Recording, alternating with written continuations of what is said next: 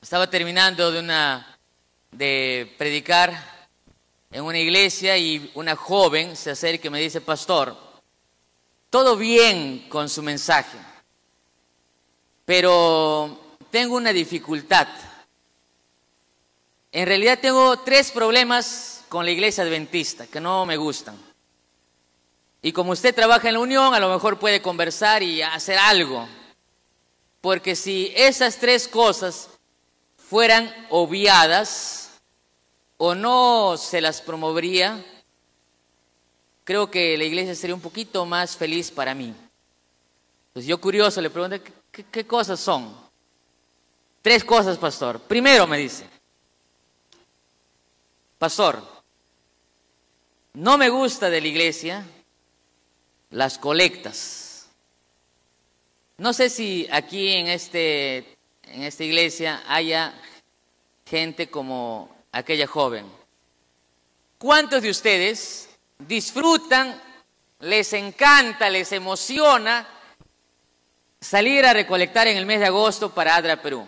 Levanten su mano los que les gusta y que sí, me encanta, yo quisiera hacerlo. Y sí, hay. ¿Y cuántos, así como yo, un poquito como que no nos gusta tanto? Levanten su mano, así, honestidad pues, ¿no? La verdad. Otros ni por aquí ni por allá. Me decía: pastor, no me gusta pedir plata a la gente. La gente cree que yo lo pido para mí, pero yo no lo pido para mí. Entonces la gente me rechaza, me dicen: vaya a trabajar, ociosa. Entonces, ¿para qué causarme tanta humillación? Ya le digo, la primera, casi como que le di la razón, porque también a mí no me gusta mucho, pero sí lo hago, o sea, tengo que hacerlo. Pero que lo disfrute, que ahí también como que estoy en el grupo de la chica. Me dice: lo segundo, le digo: ¿cuál es lo segundo? Lo segundo, pastor, es también lo mismo. Es parecido, me dice, es salir a regalar libros misioneros. Le digo: pero a mí, bueno, no tengo mucho problema con los libros misioneros porque creo que es más fácil. Sí, pero pastor, me dice, aunque yo les regale los libros, hay gente que no me quiere recibir. Le digo: pero es regalo, no estoy vendiendo. Igual no me aceptan. Pastor, ¿cómo me evitaría la humillación allí? Y lo tercero, le digo, ¿qué es lo tercero que no te gusta? Y me dice: no me gusta que la mayoría de primeros sábados en la iglesia, como hoy, venga un pastor o un hermano a decirnos que tenemos que predicar el evangelio. Porque aunque predique, igual no voy a hacerles caso, pastor, porque no me gusta predicar. Y entonces me hace la pregunta siguiente, ¿no? Pastor, ¿por qué no me gusta predicar? Entonces, hay varias razones. Y en esta hora quiero compartir algunas de ellas. ¿Por qué no me gusta predicar? Si me ayudan allí, por favor. ¿Por qué no me gusta predicar? Vamos a abrir nuestras Biblias en el libro de Isaías, capítulo 6, versículos 1 en adelante. Isaías 6, capítulo 6, versículos 1 en adelante. Vamos a leer la Biblia y vamos a leerlo juntos. ¿Les parece, hermanos? Yo leo el primer versículo y ustedes continúan con el siguiente, yo continúo con el tercero y así hasta finalizar la sección. Dice el texto: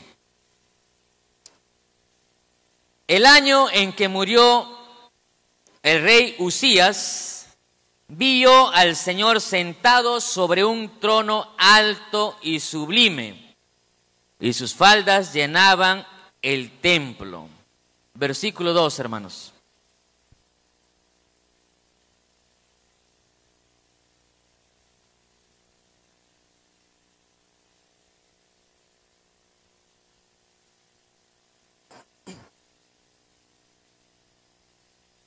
Muy bien.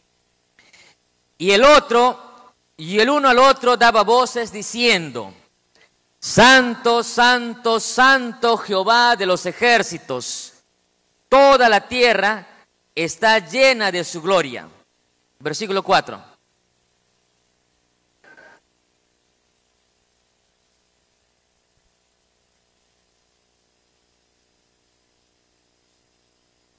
Entonces dije: ay de mí que soy muerto, porque siendo hombre inmundo de labios y habitando en medio del pueblo que tiene labios inmundos, han visto mis ojos al Rey Jehová de los ejércitos.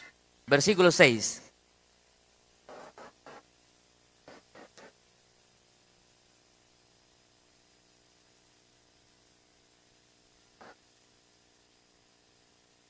Tocando con él sobre mi boca, dijo: he aquí que esto tocó tus labios, y es quitada tu culpa y limpia tu pecado. Todos juntos ahora, hermano. 2, 3. Después oí la voz del Señor que decía fuerte: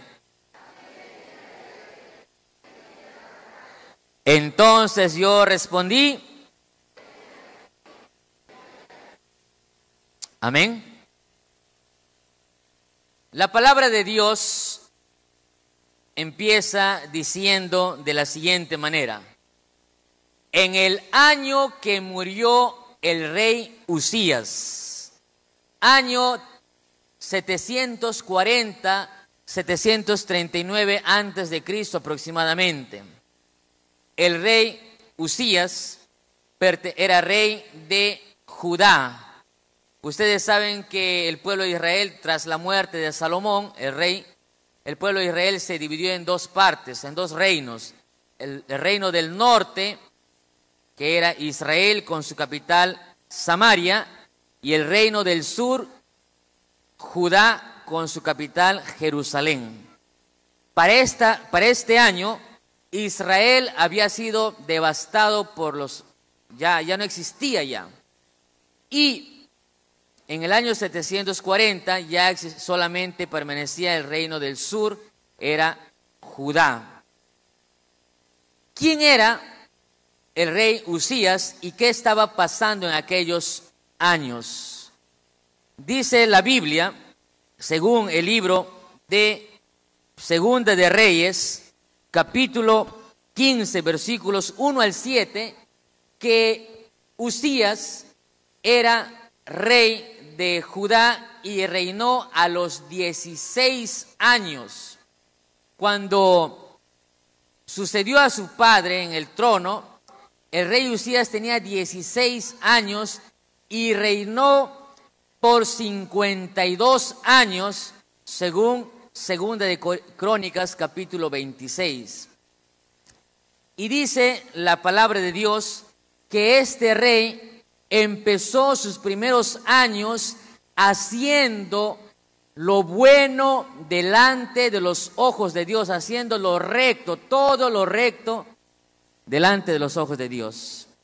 Para sus tiempos, según los comentaristas bíblicos, era un rey muy avanzado para sus tiempos, porque era un genio militar. Había construido herramientas, había construido armas, había construido armas que eran para sus tiempos sofisticados, y la fama de él creció, dice, hasta las fronteras de Egipto, y más adelante dice que fue un hombre de renombre, fue un hombre famoso porque era un genio militar y como rey era un rey que había alcanzado grandes conquistas. ¿Qué cosa sucede en el ser humano cuando es muy bendecido por Dios? Cuando las cosas nos van bien, cuando las cosas nos salen de lo mejor, cuando todo sale bien, con facilidad el ser humano tiende a apartarse de Dios. Hay gente que nunca sería capaz de ver a Dios en prosperidad. Hay gente que solamente va a ser capaz de ver a Dios, a buscar en oración a Dios, con desesperación incluso, cuando las cosas se salen de control. Y este rey, en vez de ser un rey grato, un rey que reconozca que todo lo que recibe, que todas las bendiciones que él vive, que todas las conquistas que tuvo, que todas las genialidades que él construyó, lejos de reconocer que venía de Dios, de Dios que lo inspiraba, que lo guiaba, él, dice la Biblia, que se envaneció, se llenó de orgullo, y lejos de reconocer a Dios como Dios grande, él avanzó. Tanto fue así, tanto fue su orgullo, que se sintió todopoderoso, que hizo algo que no estaba de acuerdo a la palabra de Dios, a la ley de Dios. Entró al santuario y ofreció incienso, cuando esta era una acción o una tarea que solo le correspondía a los sacerdotes. Pero él, creyéndose muy genio y todo, no siendo humilde, él entró al santuario, al templo, ofreció incienso, y los sacerdotes se opusieron, pero él, creyéndose lo máximo, dice la palabra de Dios, que a causa de eso, él fue herido por Dios, literalmente, y él fue un leproso. ¿Sí? Fue un leproso. Como rey, sus últimos años pasó siendo un rey corrupto, leproso, y por eso también el pueblo de Israel, para que ustedes tengan, pueblo de Judá, perdón, para que tengan una idea ustedes, dice la Biblia, el capítulo 1, versículo 4, hay gente pecadora, dice, pueblo cargado de maldad, generación de malhechores, hijos depravados, dejaron a Jehová, provocaron a ira al Santo de Israel, se volvieron atrás. Versículo 16 dice, lavaos y limpiaos, quitad la iniquidad de vuestras obras de delante de mis ojos, dejad de hacer lo malo, aprended a hacer el bien, buscar el derecho, socorred al agraviado, hacer justicia al huérfano, amparad a la viuda. Por eso el texto es interesante, porque finalmente este rey, que había sido grande, sumido ahí en la corrupción, ahora quedó leproso. Años con su lepra. Entonces, allí se escribe el libro y dice justamente lo que acabamos de leer. En el año que murió el rey Usías. Para entender el mensaje de esta hora es importante entender también el contexto. Murió el rey, y aunque su hijo Jotam lo había sucedido, estaba reinando, porque como rey no podía entrar al palacio, estaba en un lugar apartado, Jotam también reinaba en corregencia con su padre. Entonces, había una preocupación en el profeta Isaías. ¿Cuál era la preocupación de él como un siervo de Dios, de él como un hijo de Dios? Dos cosas. Primero, la inminente conquista de los asirios, Tiglat-Pileser, queriendo conquistar de manera avasalladora toda esa región. Había conquistado varios reinos, había luchado ya en el 45 contra los babilonios. En ese año, Asiria se constituía como el reino más fuerte y sanguinario de esa región. Isaías, preocupado, dice, van a venir los asirios, ¿qué va a hacer del pueblo de Dios? El temor bélico. Pero por otro lado, Israel también estaba sufriendo una degradación espiritual, moral, religiosa tremenda. Corrupción, gente depravada, dice ahí la Biblia, no lo digo yo, dice el texto. Isaías comienza a detallar las aberraciones, las inmundicias que hacían este pueblo. Y no solamente eso, sino que también critica o habla en contra de la formalidad o el formalismo religioso. Miedo a la conquista por los asirios y pena por la situación espiritual del pueblo. Esa era la condición del pueblo de Israel, de Judá.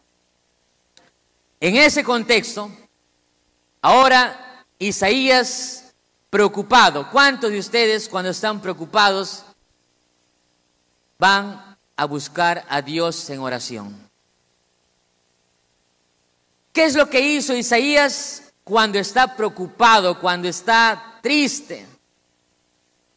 ¿Qué es lo que él hizo? Estaba deprimido, apesadumbrado. Dice el texto que Isaías fue al templo a orar. El libro Profetas y Reyes dice que él fue a orar para buscar respuesta, para buscar salida a la situación que estaba pasando el pueblo de Dios. ¿A dónde vamos nosotros, queridos hermanos, cuando estamos pasándola mal? ¿A dónde vamos cuando estamos con problemas en casa, con los hijos, con la esposa? Vamos al psicólogo, al terapeuta familiar, ¿no? Consejo a la amiga. ¿A quién recurrimos? ¿Qué hacemos cuando estamos en situaciones financieras, quizás no acompañándonos? ¿A dónde tendemos a recurrir? Isaías fue al templo a orar. Amén.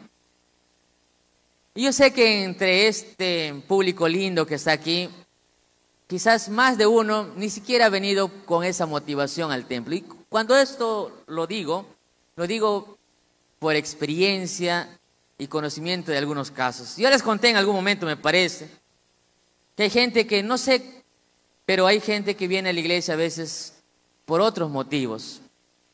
Algunos vienen a la iglesia por presión, ¿no? Por presión del esposo, vamos por el hijo, ¿no? Pero si no vas a la iglesia, a lo mejor el pastor te va a venir a visitar después y yo no quiero que me visiten. O como en alguna ocasión escuché a alguien, les conté, me parece, en algún momento esto, de una joven que estaba escuchando el sermón, estaba en la tercera fila. Ustedes saben que de acá se puede ver prácticamente a todos. Sí, estoy viendo a algunos amigos aquí. Y un día estaba predicando y en la tercera fila de las bancas había una joven que estaba durmiendo, literalmente. Ahora, no tengan preocupación porque algunos están despertando a la que está durmiendo. No estoy hablando de ti. Estoy hablando de un caso que sucedió. Entonces ella estaba sentada allí con las manos cruzadas y tirada para atrás. Yo entiendo que algunos están cansados, etcétera, bueno, es otro tema, pero esta chica ya era demasiado, ya hacía mucho, era muy evidente, ¿no? Y yo estaba predicando, era una iglesia pequeña, al final del culto me acerco y a la despedida le saludo, me saluda seria.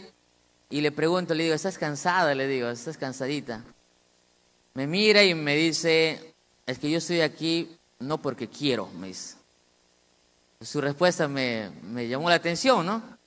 Entonces yo le volví a preguntar, y si no quieres, ¿por qué vienes? Le digo, ¿qué pasó? Le digo, ¿te obligan? Era una pregunta como tipo retórica, pero en realidad me dio la respuesta. Me dice, es que a mí me pagan. Y repito una vez más, no estoy dándoles ideas, hermanos. A mí me pagan 50 soles en la semana y los sábados 100, porque es todo el día. Y no era broma. La mamá viene y dice, pastor, disculpa a mi hija, pastor. Es que es la única manera en que lo puedo traer a la iglesia. Me dicen que tenemos que venir con invitados a la iglesia, pastor. Entonces, no sé por qué hayas venido, cuál sea tu motivación. Pero si estás en esta casa de oración, en la iglesia, es el mejor lugar. Y te voy a decir por qué es el mejor lugar. Dice el texto que cuando Isaías va al templo a orar, dice la palabra de Dios que tiene una visión grande. Si me ayudan ahí. Y ahí dice que Isaías ve al trono de Dios, al Señor sentado sobre un trono alto y sublime, y sus faldas llenaban el templo. Y ahí da la figura y dice, encima de él habían serafines, cada uno tenía 6 alas, con 2 cubría. Y un día alguien me dice, no, papá, me dice Ariel, o mis hijos me dicen, papá, ¿verdad que los serafines tienen 6 alas y comienzan a describir, ¿no? Los serafines, Sí, le digo, eso lo dice la Biblia. Entonces alguien me dijo, no, pero no serían tan bonitos, ¿no? Porque imagínense, serían como monstruitos, ¿no? 2 alas por acá, 2 alas por acá. Eso es lo que Isaías escribe, mas no es esa la visión realmente quizás bien descrita. Porque lo que hace el profeta es recibe la visión y él trata de explicar con palabras humanas algo que es divino y que muy probablemente no exista en la vida real. No es que no exista, sino que él trata de explicar con palabras, porque no le alcanzan las palabras humanas. Entonces él trata de explicar cómo, pareciera, llenaba todo el templo una falda, ¿no? O sea, ¿tú te imaginas? Entonces los autores, los artistas, han tratado de hacer imágenes, ¿no? De cómo sería más o menos esto, pero ese no es el propósito del tema. Lo interesante aquí es ver la figura en que Isaías ve el trono de Dios. ¿Quién había muerto, hermanos? El rey. Entonces Dios le dice, ¿estás preocupado porque no hay rey? ¿Estás preocupado porque vienen los asirios? ¿Estás preocupado? Escúchame. Yo estoy, ¿a qué? Al control. Amén. Yo estoy al control. Dios está en el trono. Y puede ser que venga un rey más fuerte. Puede ser que venga un rey sanguinario. Puede ser que no tengamos rey. Pero yo estoy al control. Amén. Tú puedes estar pasando en este momento el problema más difícil. Podemos estar pasando la situación más crítica. No nos imaginamos jamás esto. Tú nunca imaginaste pasar por esto. Pero tú debes tener la seguridad en esta hora que Dios está al control de todo. Amén. No importa cuán grande sea el problema, no importa cuán imposible parezca, parece que todo se va a colapsar, no sabes, no hay salida. Dios está al control. Pero hay otra realidad aquí en esta visión. Dice que los serafines comienzan a decir el uno al otro, santo, santo, santo, Jehová de los ejércitos. ¿Cómo estaba? ¿Cuál era la situación moral y espiritual del pueblo de Judá, queridos hermanos? Estaban mal, estaban en pecado, estaban en corrupción, inmundos. Pero ahora, en esta visión, Isaías dice, Dios le dice así, mira, el pueblo está en pecado, el pueblo está en error, pero yo soy santo.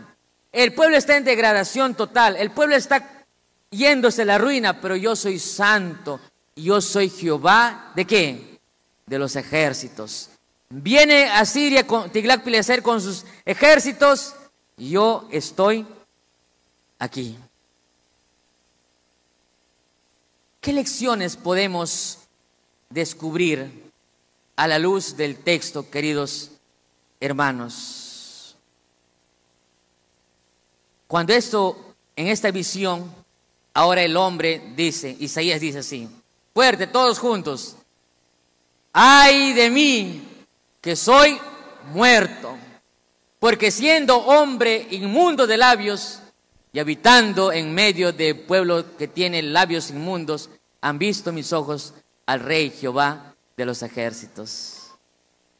¿Sabes que yo me puse a investigar o a leer por qué Isaías, que es profeta, dice que tiene labios inmundos? ¿Habrá dicho alguna grosería, alguna palabrota? ¿Por qué dijo eso? ¿Por qué el profeta dice, soy de labios inmundos? Entonces, busqué y no dijo nada malo, solamente expresó la palabra de Dios y fue duro, muy probablemente. Porque si ustedes leen capítulos anteriores, ahí están los ayes de Isaías, les denuncia a Judá, a Jerusalén, a los líderes, a la iglesia, al pueblo, les denuncia, ¡ay, ay! Entonces les dice corrupto, les dice inmundos, les dijo palabras un poco fuertes, pero que era palabra de Dios. Muy probablemente dicen los comentaristas que por eso es que él dice que soy de labios inmundos, aunque no había dicho una palabra fea, pero había quizás ofendido con sus palabras. Por eso es que aquí yo encuentro una lección preciosa, queridos hermanos. Primera lección. Vamos a leer todos. ¿Qué dice? Cuanto más cerca de Dios estemos, más imperfectos nos veremos. ¿Verdadero o falso? No es que Isaías había sido un profeta bocón o un lisuriento, no era así un boca sucia como se dice, perdónenme la expresión, sino que Isaías vio la santidad de Dios y al ver la santidad de Dios, él vio su imperfección. Dios es grande, majestuoso, extraordinario y yo soy un hombre inmundo, un hombre pecador. Y hermanos, ¿cuál es la mayor evidencia? Y este mensaje es para todos nosotros, hermanos. ¿Cuál es la mayor evidencia de que realmente tenemos una comunión con Dios real, una relación? Es que cuanto más cerca de Dios estamos, más imperfectos nos sentimos. Y eso no tiene que ver con baja autoestima, sino tiene que ver con realidad. Porque cuanto más cerca de la luz estamos, si la luz me queda un poco más acá, van a ver mis imperfecciones de mi rostro, mis arrugas, etc. Pero cuando estás en el lado oscurito se nota menos. Así que cuando tú estás más cerca de Dios, lejos de envanecerte, lejos de enorgullecerte por lo perfecto o lo bueno que eres, en realidad es todo lo contrario. En cambio, cuando estamos más lejos de Dios es cuando nos sentimos supuestamente mucho mejor. Por eso, ¿no? Tú puedes ser vegetariano, vegano, puedes parar en ayunos, hacer tus cultos, leerte las matutinas de todas las edades y leerte todos los libros de Espíritu y Profecía, pero si tú después de salir de tu comunión, de tu buffet espiritual y sales y directo a juzgar, Pastor Hayes, estás muy gordito, tienes que hacer ejercicio, ya malogrado todo ya. Toda tu santidad se fue. Estoy haciendo una expresión, estoy haciendo un ejemplo bien patético, pero sí me dejo entender. La mayor evidencia de que uno esté espiritualmente, tampoco estoy juzgando, pero es que cuando nosotros vemos la santidad de Dios, vemos nuestra imperfección. Por eso es que Isaías dice, Señor, dice, ¿no? ¡Ay de mí! ¿Qué cosa? Que soy muerto, me voy a morir. ¿Por qué? Porque Isaías, si alguien puede tener la seguridad de que Isaías era buena persona, es la Biblia, ¿no? Isaías no era malo, era bueno, era un hombre bueno, pero él se siente, ¿qué cosa? Se siente así porque la santidad de Dios hace grandes cosas. La grandiosidad de Dios revela la pequeñez del ser humano. Amén. Dile al que está a tu costado así, con palabras cariñosas, dile, la grandiosidad de Dios revela la pequeñez del ser humano.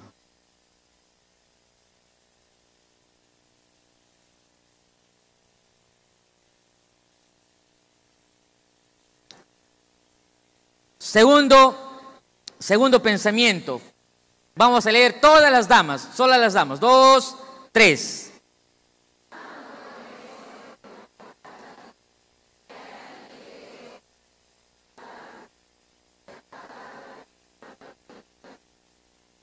Wow. Dios no te deja así, pues. Es cierto, porque somos pecadores todos.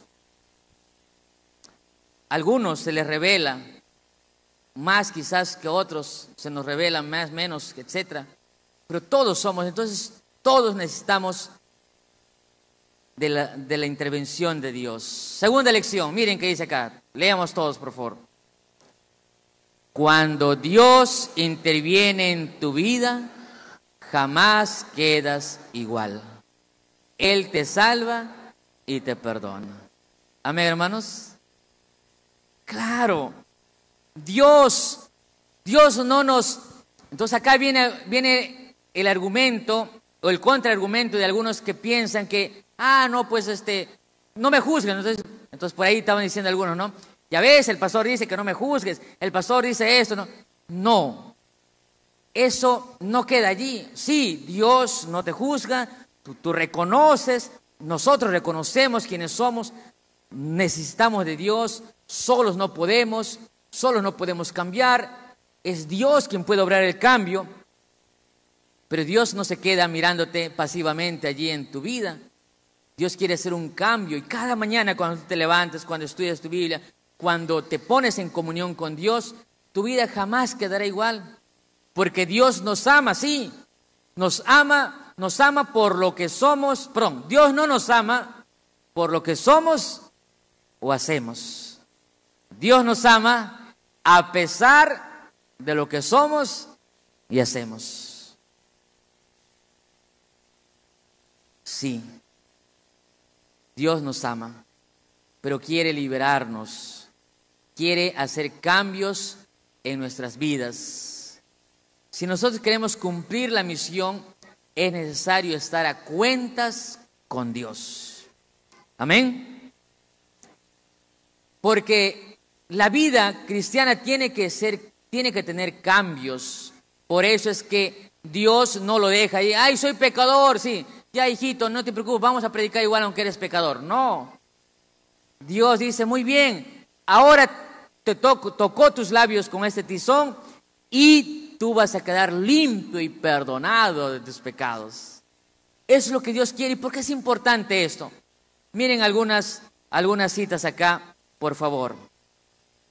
Ayúdenme ahí, por favor. Miren, vamos a leer esta cita, es del Camino a Cristo, que está en el contexto de cómo es que será la vida en la tierra nueva, en el cielo. Miren lo que dice este pensamiento. Si pueden leer solamente las damas. 2, 3.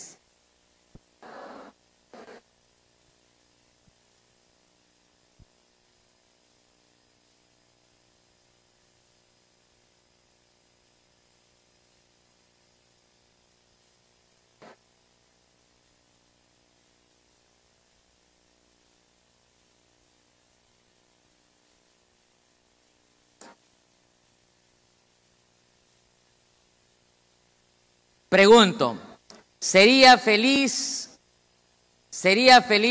un pecador en el cielo? Ahora solamente los varones, por favor, la siguiente cita. Ayúdenme por favor ahí, no sé si. Solamente varones, 2, 3.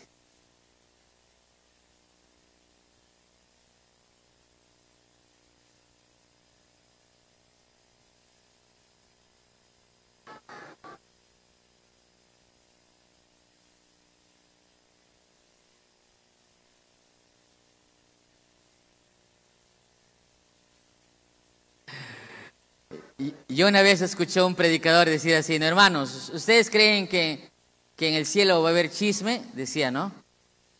Y todos decían, no, decían todos, ¿no? ¿Y qué va a hacer una hermana chismosita o un hermano chismosito en el cielo? ¿No sería feliz? Ustedes escucharon ahí en mi casa escucho a los niñitos que dicen, mamá, chimichimi, chimichimi, dicen, ¿no? Les gusta el chimichimi, dicen algunos, ¿no? Pero yo acordándome de esto, ¿no? Ay, ¿en el cielo serían felices los chimichimis? No, pues, porque en el cielo no va a haber eso. Y miren este pensamiento, ahora sí todos juntos, leemos, por favor. No sé, algo pasa con esto. Creo que se perdió ahí la cita. Bueno, uno más, por favor. Ahí dice, no es un decreto arbitrario de parte de Dios el que excluye del cielo a los malvados. Ellos mismos han cerrado las puertas por su propia ineptitud para aquella compañía. La gloria de Dios sería para ellos como un fuego consumidor. Desearían ser destruidos para esconderse del rostro de aquel que murió para salvarlos. ¿Por qué el interés de Dios en cambiar nuestras vidas, queridos hermanos? Porque Él quiere que moremos con Él por siempre. Amén, hermanos. No te enojes cuando alguien te aconseja por ahí. Una cosa es aconsejar y otra cosa es criticar. Necesitamos ser tocados por Dios, perdonados por Dios. Cuando nosotros tenemos un encuentro real con Dios, no quedamos igual. Tú puedes leer en la Biblia que todo aquel que tuvo su encuentro personal con Dios, real con Dios, nunca quedó igual. Y en tercer y último lugar, después oí la voz del cielo que decía: ¿a quién enviaré y quién irá en pos de nosotros? Entonces yo respondí fuerte: heme aquí, envíame a mí. Fíjate que no es Dios quien le dice: muy bien, ya te sané, muy bien, ya te salvé, ahora tienes que ir a predicar. No lo dice Dios. A veces a mí, como soy director de ministerio personal, me dicen: Pastor Heisen, vaya a mi iglesia, predique y dale chicotazos a la iglesia. Así me dicen, pero no, yo no hago eso. Para que mi iglesia, porque mi iglesia está muy fría, pastor, porque no salen a predicar, no hay compromiso misionero. Ábreles, pastor, que predican el evangelio, que salen a predicar. Pero no, la predicación del evangelio, queridos hermanos, no debe ser por obligación.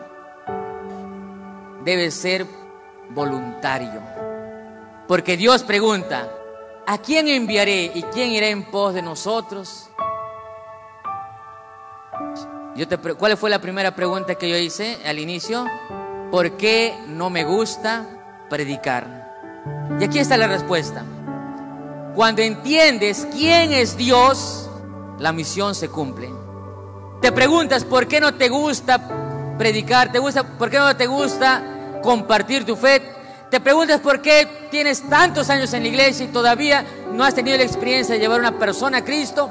La respuesta es sencilla, a la luz de la Biblia. Es porque para ti Dios, tu concepto de Dios muy probablemente es el incorrecto. Cuando tú entiendes quién es Dios, que Dios es sublime, majestuoso, maravilloso, eterno, es la perfección.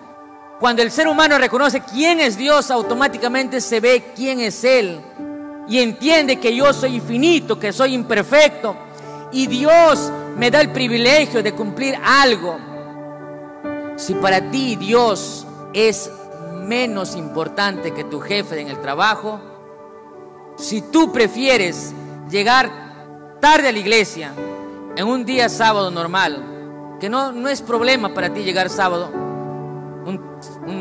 al culto, y tú sí puedes hasta tomar taxi y pagar hacer imposibles para llegar temprano a tu trabajo, entonces hay un problema allí. Porque para ti o para mí, Dios no es Dios en mi vida. Si para ti Dios es un Dios tan lejano, tan intrascendente, y tú por eso vives acá como tú quieres, o para ti es un bonachón, un Papá Noel allí bonito que todo te permite, ¿quién es Dios para ti? El concepto que nosotros tengamos de Dios determinará nuestra relación.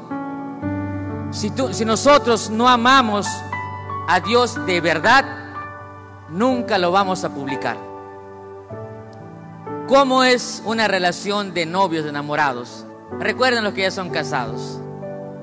Cuando me aceptó Charlie ser su novio, bueno, en realidad yo le acepté, creo, no, al revés. Cuando mi esposa me aceptó, lo que yo quería hacer era contar a todo el mundo, ¿no? Sí. Pero hay novios o hay enamorados en este tiempo, en todos los tiempos siempre hubieron, no lo publiques. Mira, ¿sabes qué? Tú sabes que la gente es envidiosa. Primero hay que... algo así nomás, por el momento, por ahora, así en secreto. Ese tipo, esa señorita no te quiere, nunca te quiso, no te va a querer y olvídate, no va a prosperar nunca eso. Las relaciones de verdad son para anunciar que te amo, porque estás feliz de estar con esa persona. ¿Por qué no te gusta predicar? Porque duele decirlo, pero muy probablemente no amamos a Dios. Y como no amamos a Dios, Dios te dice, haz esto, y tú, bueno, no te interesa. Y esto, queridos amigos, no tiene que ver con años en la iglesia, no tiene que ver si eres anciano. Escúchame, no tiene que ver ni siquiera que seas pastor, porque el hecho de que sea pastor no garantiza que yo esté realmente cumpliendo la misión. Yo soy un pastor y ese es mi ministerio. A mí me pagan por esto, pero todos tenemos una misión, y la misión no tiene que ver nada con el que seas pastor, misionero, empleado, contratado. No tiene que ver ni siquiera con años. Al final de cuentas, un día vamos a presentarnos ante Dios y rendir cuentas por la misión que tenemos. ¿Por qué no me gusta predicar? Porque muy probablemente mi concepto de Dios sea diferente.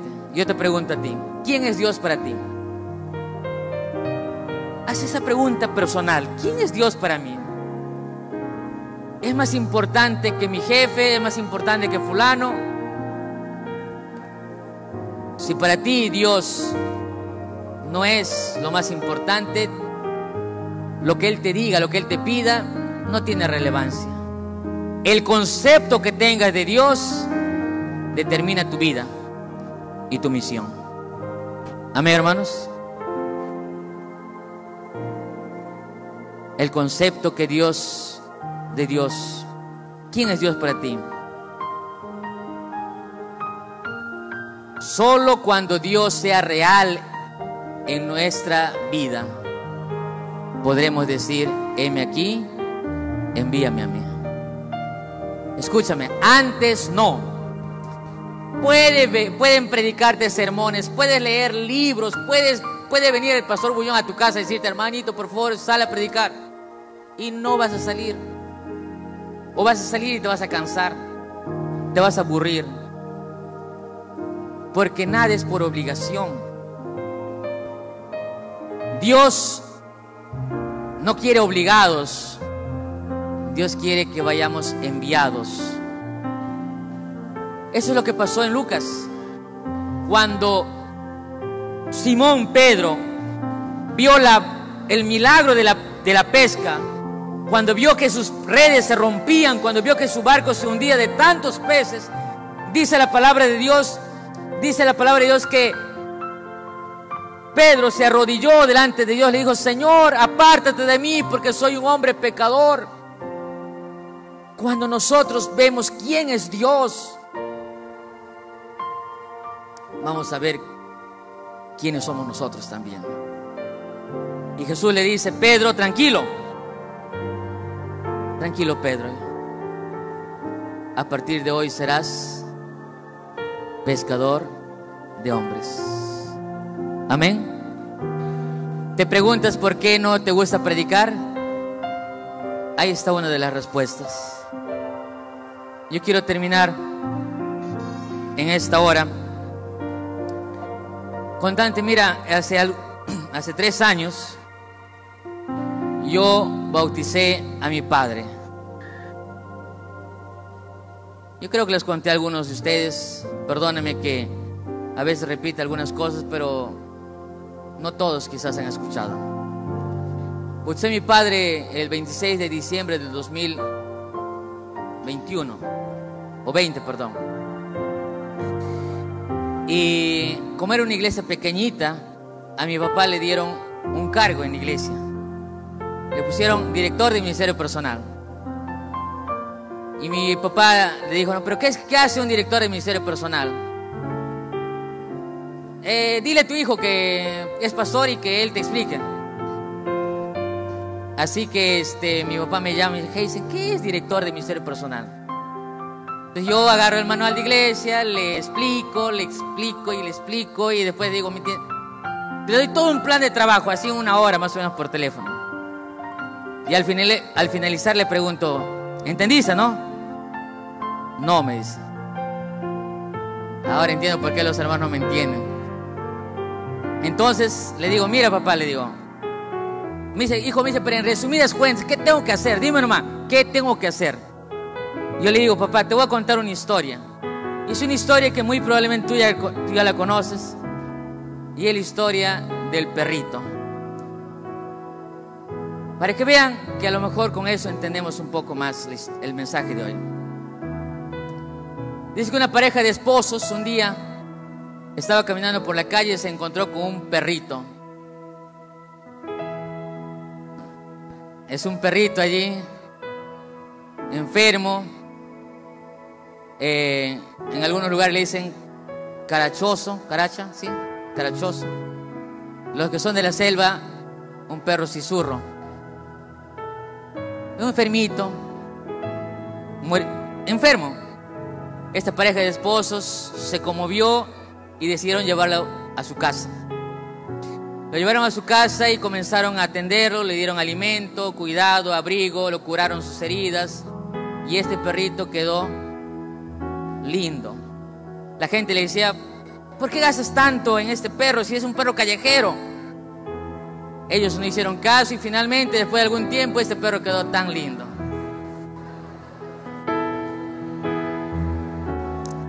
Bonito, ¿no? Yo sé que no es el mismo perro, y me descubrieron. La idea es que puedes entender que hubo un cambio, ¿sí? No encontré la foto. Pero el perro quedó lindo, hermoso. Y de pronto un día dejaron la puerta abierta de la casa y como sus amigos le habían dicho, este perrito se escapó. Por varios días comenzaron a publicar por Facebook, allí en los postes, postes eléctricos, un letrero, se busca el perrito y era una tristeza enorme. Los vecinos le decían, yo te dije. Los vecinos le decían, nosotros te dijimos, un perro de la calle es un perro de la calle, es un perro que no vale la pena. Después de algún tiempo, algunos días más, rascaron la puerta de la casa. Y cuando salieron a ver, ahí estaba el perro, un poco sucito, estaba allí ladrando ahí con su lengüita ahí, feliz. Perro sinvergüenza, ¿dónde has estado? Entra por acá, entra ya. Y el perrito no quería entrar. Entra, perrito, entra por favor. Y el perrito no quería entrar. Comenzó a ladrar y cuando abrieron la puerta de par en par, vieron esta imagen. Muchos perros.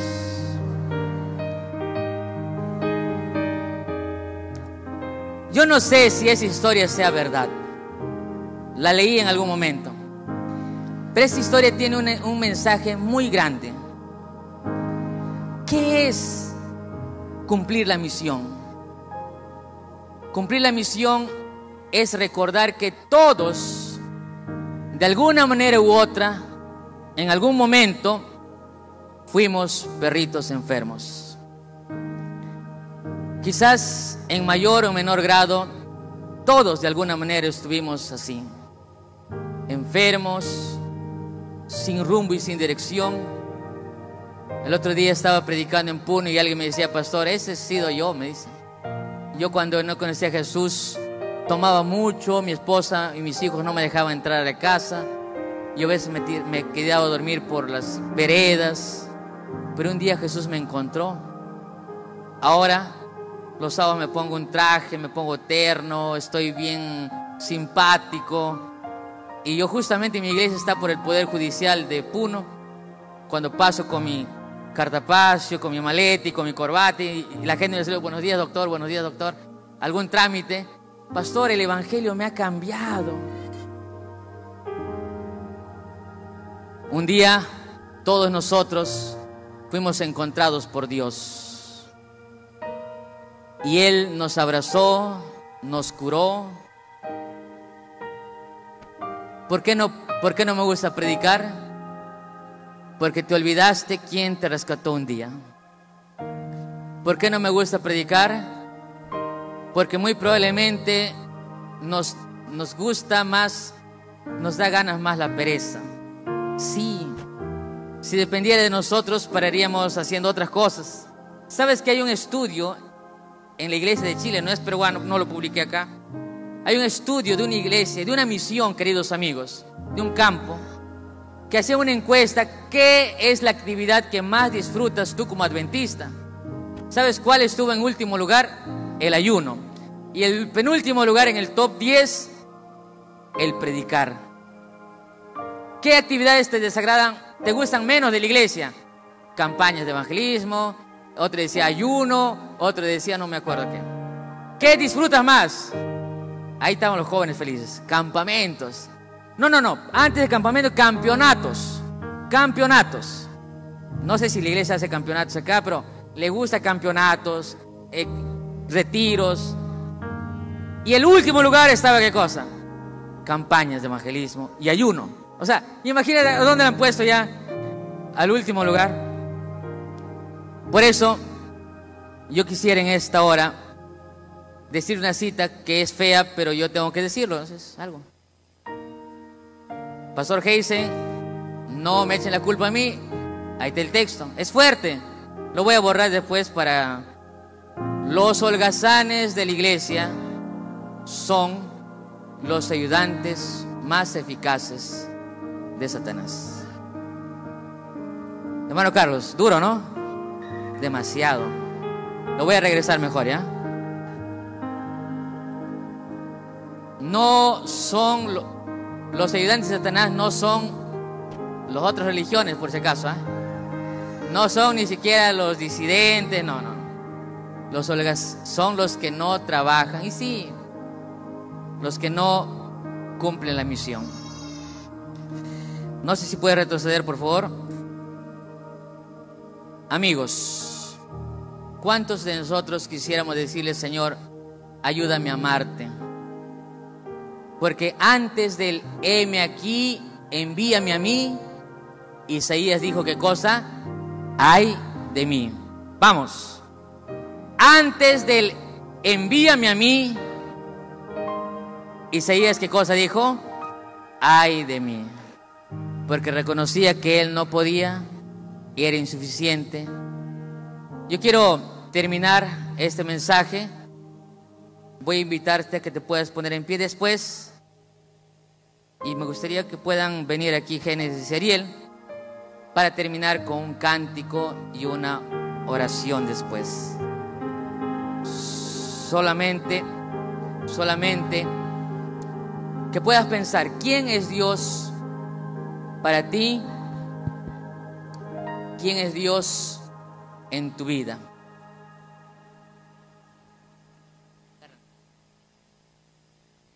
Mientras ellos cantan, nosotros podemos ponernos en pie, meditar en esas letras. Pero todavía no, despacio. No se pongan en pie solamente porque estoy diciendo, es un llamado personal. Recuerda, antes del heme aquí, puedes decir tú: ay de mí. Gracias. Eres todo. Para mí hay que decirle al Señor Jesús así.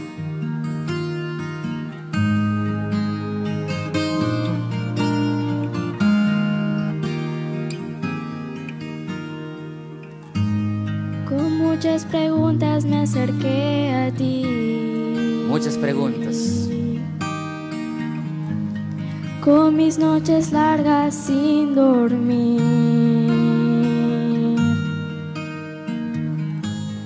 lleno de reproches hacia mí, y aún así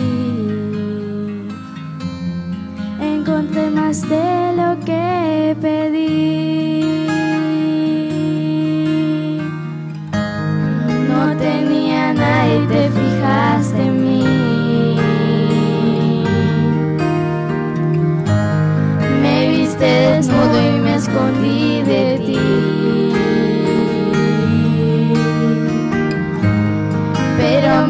entraste y aunque hacía frío aquí, me diste tu abrigo y tu perdón sentí.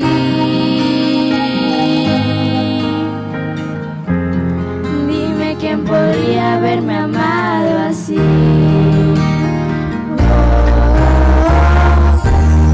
Donde curaría mis sueños rotos, donde los latidos de mi corazón pueden encontrar un mejor refugio.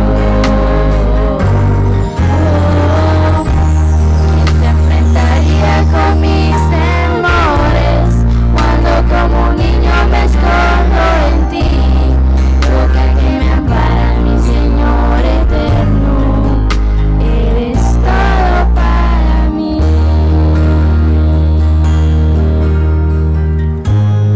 Llegas con tu luz y puedo ver mi sombra, esa parte oscura que me quiere hundir.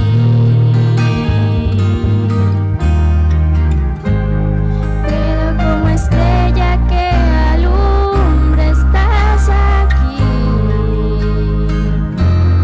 iluminas todo y resplandezco en ti.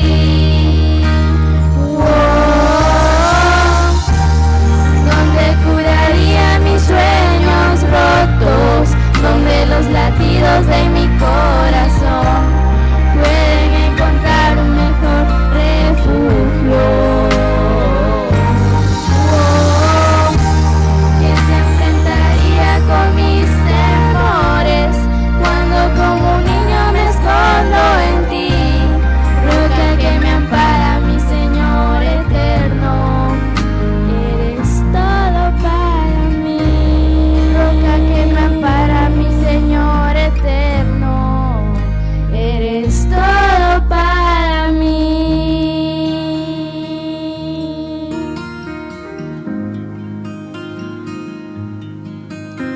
¿Cuántos queremos decirle a Dios, eres todo para mí? Puedes ponerte en pie para orar. Solo cuando reconocemos que Dios es todo para nosotros, que Dios es lo más importante para nosotros, solo allí vamos a reconocer la misión que Dios nos ha encomendado. Vamos a orar. Oh Señor, ay de mí, Señor, ay de mí que soy pecador, soy de labios inmundos. Aquí estamos, Señor, delante de ti, tus hijos, reconociendo que somos pecadores, reconociendo que somos insuficientes, limitados, Señor, limitados para entender muchas veces tu voluntad, con temores, con necesidades. Padre, te pedimos que nos perdones, Señor. Perdónanos porque muy probablemente muchos no te tenemos a ti en primer lugar en nuestras vidas, porque muchas veces valoramos otras cosas como prioridad, quizás un trabajo, incluso una relación, una actividad, el deporte quizás, o una persona. Pero Señor, tú tienes que ser el primer lugar en nuestras vidas. Cuando entendemos, cuando te conozcamos realmente, podremos entender que nos amas y que esperas que nosotros voluntariamente, por amor, cumplamos tu misión. Acompáñanos, Señor, en esta decisión, te lo pedimos en el nombre de Jesús. Amén, Señor.